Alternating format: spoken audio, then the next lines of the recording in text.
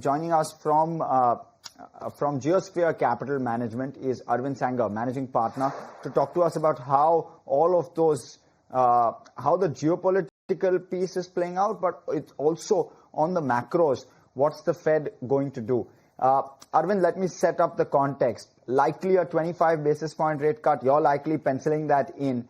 Impact of that on U.S. markets will likely be muted because that would be expected. But I believe that it's the commentary that we will have to look out for. What within that will really catch your eye? What is it that you look out for which will likely drive asset classes and asset prices and returns? Give us a sense. Sure. So yes, 25 basis points is almost in the bag. And if there's any doubt, there are some very small percentage talking about 50 basis points. Nobody's talking about zero. So that's a given. I think from a commentary standpoint, there are two important things that I think are most significant.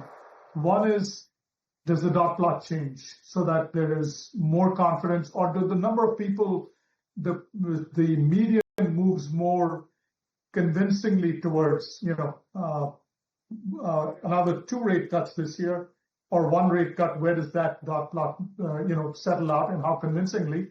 And the second important thing, which is starting to get a little bit of attention, but people who just pay attention to the rates are not paying. Some of people are not talking about whether the QT, which is where the quantitative tightening, where they've been reversing the some of the balance sheet growth that had happened during their quantitative easing after COVID, whether they would put a halt on quantitative tightening, because that also is tightening financial conditions.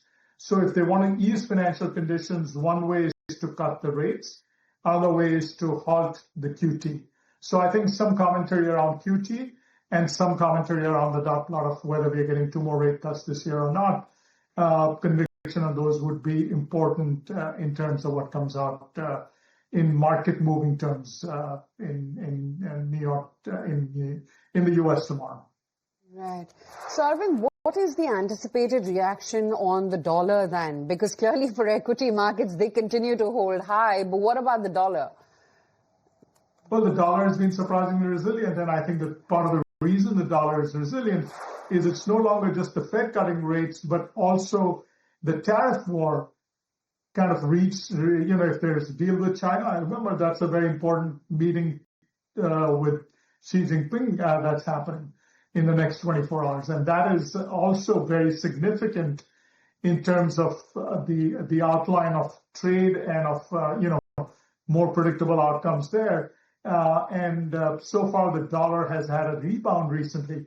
I still think dollar is structurally not going to have a huge rebound because the Fed is in a rate cutting cycle. But the reality is that, it's not like anybody else is tightening financial conditions, either in Europe or in Asia. So I think dollar is probably not going to be a huge rally from here, but I don't see a big impact from Fed unless the Fed comes out much more surprisingly dovish or much more surprisingly hawkish, in which case the dollar would move one way or the other. Otherwise, I think dollar is in a range which it shouldn't move too much from here. Arvind, let's talk about India, because it seems that FIIs are finally turning the tide, and the past couple of days, we've been seeing some buying coming in. Valuation comfort, or the fact that earnings have managed to beat expectations largely? What do you think is the factor at play here? Well, I think there are 2 or 3 things at play here. If you look at year-to-date, Indian market has been a huge underperformer.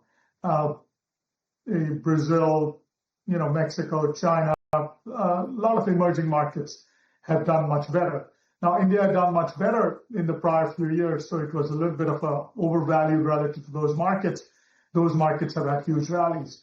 So I think there's a bit of a catch-up as a laggard, and a bit of a relief that finally earnings are proving to be not as disappointing as they've been the last couple of quarters, and maybe we're at a turning point in terms of India's growth. We may be at a low point, and things may start to look better from here. The GST, relief will help going forward, which is not necessarily relevant for this quarter's numbers.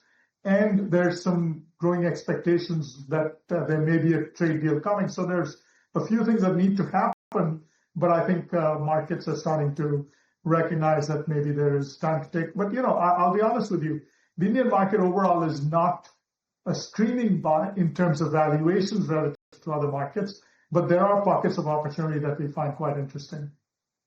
Okay, and which ones would they be? Well, I think, India has got one of the fastest growing steel sectors in the world. That's an interesting area for us. Power is an area that remains, relatively high demand, and we think there are good, interesting companies there. I think, cement, I think things are improving there.